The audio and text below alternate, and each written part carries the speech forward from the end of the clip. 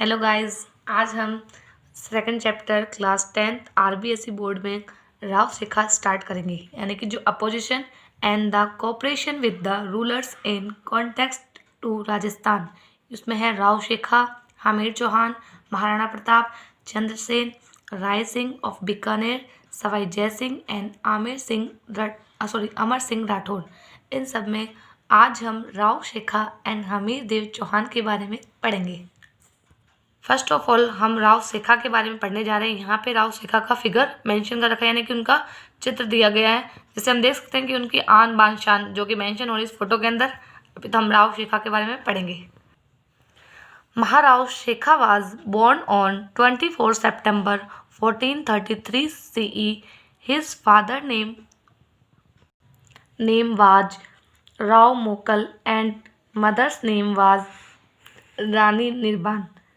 Rao Mokal was a chieftain who held the extent of under rule of Amer यानी Jaipur state at the age of 12.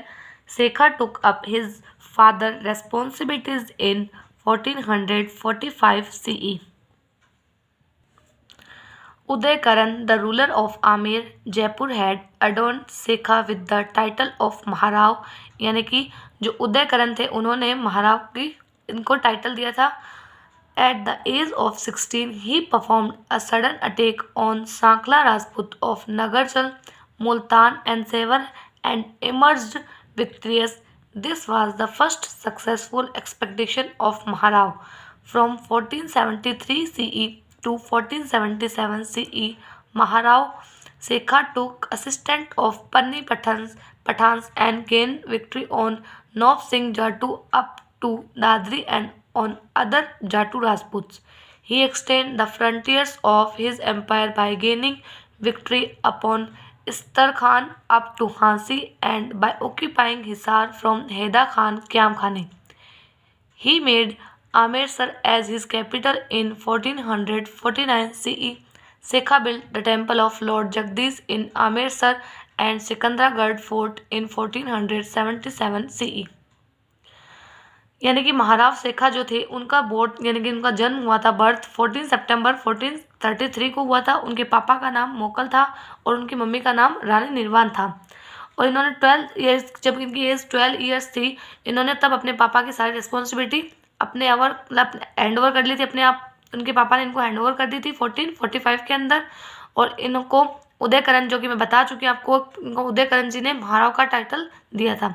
जब इनकी एक 16 हुई तो इन्होंने एक सडन अटैक हुआ इनका सांकला राजपूत ऑफ नागरचल, मुल्तान और सेवर का, और उन पे इनको सक्सेस मिली, यानी कि इनकी फर्स्ट सक्सेसफुल विक्ट्री थी ये। आफ्टर 1477 से 3 से 77 तक महाराव शेखा असिस्टेंट ऑफ पन्नी पठान्स, और वहाँ पे भी उन्होंने विक्ट्री हासिल की। उसके बाद ही extend the frontier of his empire by gaining victory upon Istar Khan से इन्होंने हांसी एंड जो कि हैदा खान क्याम खान था उनसे इन्होंने हिसार को ऑक्यूपाई की, यानी कि उनसे छीन ली थी, उस कब्जा कर लिया था। ही मेड अमृतसर, उन्होंने अपने अमृतसर को अपनी कैपिटल बनाई थी, यानी राजधानी बनाया था। और उन्होंने एक मंदिर का निर्माण करवाया था जो कि भगवान जगदीश का था, अमृतसर और सिकंदरा फोर्ट के अंदर 1477 CE में। He died at place named Ralavata in 1488 CE, where a chhatri has been built in his memory. Maharav Shekha fought 52 battles in his lifetime. He considered to be the founder of Shekhawat sub-clan of Kachwaha dynasty. His wife Ganga Kumari had built Kalyanji temple in front of Amritsar fort. यानी कि इनकी जो मृत्यु हुई थी वो रालावता नाम की एक जगह पे हुई थी 1488 के अंदर, और जहाँ इनकी एक छतरी बनाई गई है उनकी याद में। और महाराव शेखा ने अपनी लाइफ पूरी जीवन काल में 52 बैटल यानी कि युद्ध किए थे, और इनको कच्छावट जो डायनेस्टी है उसकी सब क्लास है, यानी शेखावत डायनेस्टी का फाउंडर माना जाता है। और उनकी वाइफ गंगा कुमारी ने कल्याण जी का टेम्पल बनाया था आमेरसर फोर्ट के जस्ट सामने। राव शेखा हमारा कंप्लीट हो चुका। अब हम स्टार्ट करेंगे हमीर देव चौहान। यहाँ पे हमीर देव चौहान को मेंशन किया गया है। After Vagbhata his son Jaitra Singh यानी कि Jai Simha become the ruler of Ranthambore. During his life term Jaitra Singh appointed his younger son Hammir Dev as his successor and enthroned him in 1282। यानी कि आफ्टर बागभट, यानी बागभट के बाद उनके बेटे इस सन जैत्र सिंह को राजा बनाया गया रणथंभौर का।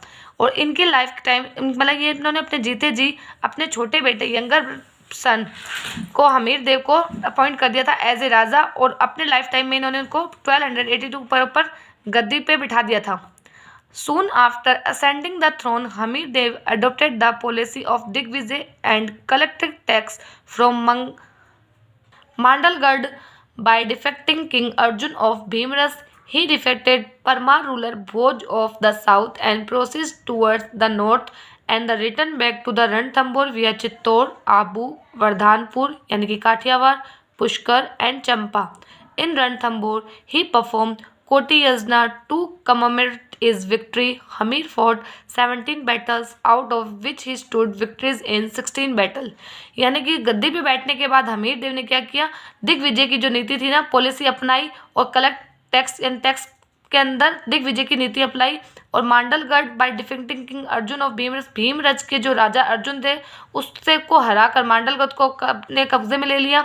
ही डिफेक्टेड परमार, उसने भोज राजा जो थे ना परमार उसको भी हराया।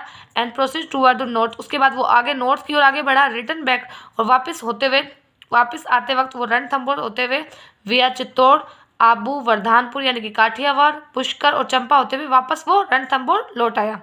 इन रणथंभौर के अंदर ही परफॉर्म कोटि यज्ञ, उसने कोटि यज्ञ प्रस्तुत किया था अपनी जीत की याद में। और हमीर ने टोटल अपनी लाइफ टाइम के अंदर 17 बैटल्स किए थे यानी कि युद्ध किए थे, जिसमें से 16 में वो विजयी रहा।